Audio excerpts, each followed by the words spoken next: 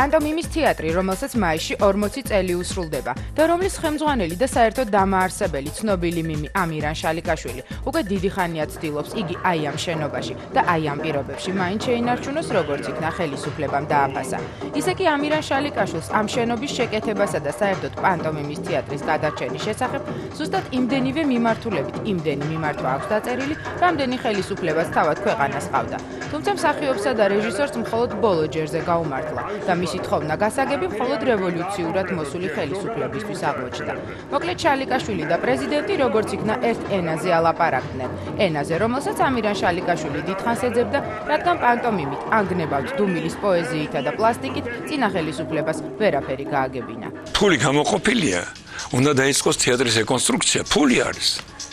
მაგრამ ეხლა უნდა მშენებლებმა მომაქციან ყურადღება, რომ მოვიდნენ, თორემ მე ფულს არ მოვკიდებ ხელს, ეს ფული უნდა ჩაიდოს თეატრის რეკონსტრუქციისათვის. ეს თეატრი უნდა იყოს ძალიან ელიტარული. და თუ ამირან შალიკაშვილს მშენებლებშიც გაუმართლებს, მაშინ პანტომიმის თეატრი სრულიად განსხვავებულ სახეს მიიღებს. სახეს, რომლის მსგავსად ცნობილი მიმი ვერც მაშინ წარმოიდგენდა, როცა მის განცხადებას ყურადღებას არ აქცევდნენ და ვერც მაშინ, როცა წარმოუდგენელ პირობებში ყველაფერთან ერთად მაინც თეატრის რეპერტუარზე ფიქრობდა. ჩვენ 3 საათიანი სპექტაკლები არ გვაქვს, 2 საათიანი არ გვაქვს. ჩვენ 1 საათი, საათი და 10 წუთი. ნუ ახლა თუ ვინას მოუნდება მეორე განყოფილებასაც ვითამაშებ და აი იმის შემდეგ თეატრში უნდა ქონდეს საშუალება ახალგაზრდობას დაჯდეს, ისაუბროს, შეიძლება მსახიობებიც გამოვიდნენ, მეც მოვიდე, მიხვდით, აი რაღაც სხვანაირი უნდა იყოს. და თეატრის საერთოდ მე ჩემი აზრით ეს არის ოჯახი. ეს არის იცით როგორი, აი როგორც უნდა იყოს მოწყობილი ოჯახივით. და ოჯახში ხო იცით რომ მიიღებთ, როცა უკვე მიირთმევენ, თქვა და დანაყრდნებიან, მერე უნდათ გავლა, იქ ვარიანდაზე გავლენ, აქეთ და აი ასეთ უნდა იყოს თეატრი ჩემი.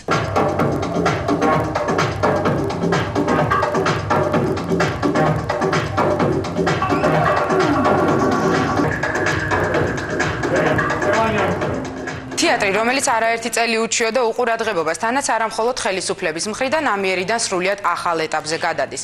მოკლედ თბილისის თეატრებში დაწყებულ სარემონტო სერიას ამიერიდან უკვე პანტომიმის თეატრით შეუერთდება, რომელშიც ახალი ხელისუფლების დახმარებით უკვე სერიოზულად ფიქრობენ შენობის შერემონტებასა და უკეთეს პირობებზე. ასე რომ ცნობილი ქართველი მიმის ამირან შალიკაშვილის მრავალწლიანი თხოვნა მხოლოდ ახლა შესრულდა, მართალია ცოტა დაგვიანებით, სამაგიეროდ საფუძვლიანად.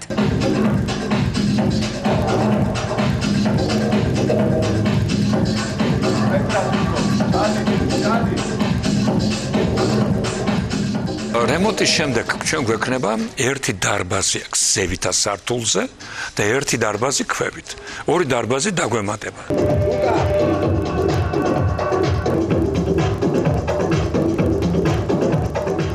რემონტი მიხარია ვერ ვიტყვი, და მიხარიაც არ არის, ეს ჩემთვის რაღაც უფრო ზევით არის, იმიტომ რომ უკვე აღარ შემეძლო რა, აქაურობაზე უკვე ალერგია მქონდა, იმიტომ კი არა რომ რაღაც პროსტა ითქოს შენობას და ითქოს ამ ჭურჭლზე და აი ამ მსახიობების და ხალხის ჩვენი მეგობრები არიან სულ მიყვარს ძალიან და ამათ გულისთვის მოვდიოდი რომ ჩვენ ერთად ვართ, ერთად მოვედი და ერთად უნდა ვიყოთ.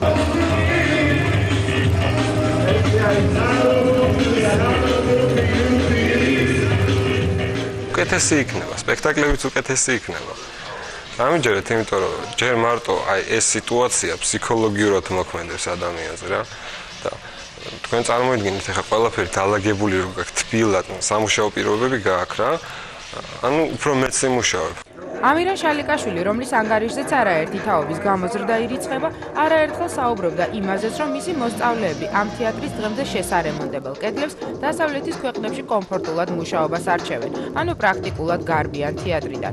თუმცა ამ მხრივ დღეს მის ტონში განაწყენება უკვე ნაკლებად შეინიშნება, რადგან გრძნობს, რომ პანტომიმის მიმართ ინტერესი ახალგაზრდებში მაინც აშკარაა, ანუ თუ ერთი თაობა მიდის, აუცილებლად მოვა მეორე. ამასთან საბჭოთა კავშირში პანტომიმის ფუძემდებელი და თეატრის ხელმძღვანელი დღემდე გადამეტებული თავმდაბლობის გარეშე საუბრობს საკუთარ თავსა და იმაზეც, რაც მან პანტომიმის მიმართულებით გააკეთა. თავის დროზე, როდესაც ფურცევა იყო ასეთი საკავშირო კულტურის მინისტრი, იმა რომ თქვა, უპასუხა იმათ, რა ქვია, პანტომიმისტებს, რომ აიო, იმათ აქვთო ქართველებსო პანტომიმის სახელმწიფო თეატრი ჩვენ არა გვაქვს და იმან უთხრა, а у вас нету Шаликашвили? Приведите, и у вас будет театр. მე უკვე მივხვდი რაში იყო საქმე. იმათ არ ეკნებათ არასოდეს აქედან გაედინება, მაგრამ მე იმედი მაქვს მაინც რომ მთლად არ დაიცლება, რატო იცით იმდენი ახალგაზრდობა მოვიდა ეხლა ჩემთან. მე არავისთან არ მისულა. მე უბედნიერესი კაცი ვარ. აქ 60 კაცი შემოდის. ეს ჩემი ფაკულტეტი. და იმის გარდა კიდე დამატებული სხვადასხვა ფაკულტეტების სწავლობენ აი აქ. ამ თეატრში ყველა გრძნობს, რომ ამირან შალიკაშვილი მთავარი გმირია, თანაც უცვლელი, მაგრამ გარკვეული ფუნქციები ცხადია სხვებსაც აკისრიათ. მთავარი რეჟისორის როლი არც თუ ცოტა ხანია დავით შალიკაშვილს ერგო, რომელსაც ეს ტიტული თავად მამამ გადაულოცა. დავით შალიკაშვილის ანგარიშზე რამდენიმე სპექტაკლი ირიცხება, თანაც საინტერესო სპექტაკლი. იყენებს იმ გამოცდილებას, რომელიც მამისგან ერგო და თვლის, რომ ეს სწორი გადაწყვეტილებაა. ამჟამად ამზადებს ახალ სპექტაკლს, რომლისთვისაც პიესა თავადვე დაწერა და რომელიც სურს, რომ ძალიან არაა ქვეყნიური და ცოტა მისტიური კი იყოს. მთელი ჩემი ცხოვრება ამას სწავლობდი. თვითონ ჩემი ოჯახიდან და მამა ჩემიდან გამომდინარე, ალბათ მე სხვა გზაც არ მქონდა, მაგრამ რასაკვირველია თეატრის სიყვარულმა ისევ. მე ვერ ვიტყვი ამისთვის დავიბადე მეთქი, მაგრამ ყოველ შემთხვევაში აქ ვარ და ჯერჯერობით და ალბათ მომავალშიც აქ ვიქნები.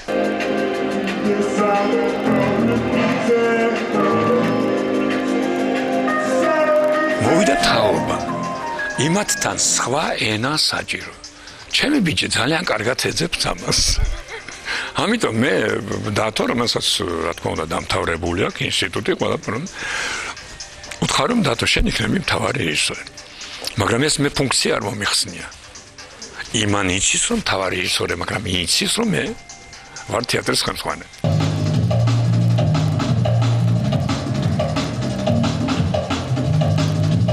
დათო მაინც ჩემი მეგობრად ვთვლი. როგორც რეჟისორი კი უყურებ ისე, მაგრამ უფრო მიადვილდება. ბატონი ამირანი ჩემთვის მამაა. რა ვიცი. ორივესთან მე არ მიჭირს ურთიერთობა. ვაკეთებ იმას, რაც ჩემში დევს და რაც მე მინდა გავაკეთო და მაყურებელი თუ განსხვავებას დაინახავს, მაგას რა ჯობია, ხო? ყველა ადამიანს თავისი აქვს და თავისი ხალი უნდა შემოიტანოს, გინდა კარგად დავიწყებული ძველი იყოს, ხო? მე ვცდილობ ყოველ შემთხვევაში ჩემი შემოვიტანო და თუ დაემსგავსება უკეთესი, მაგრამ ჩემს სტუდია არაფერი არ გაუკეთებია, მე მგონი პირიქით კარგს აკეთებს დღემდე.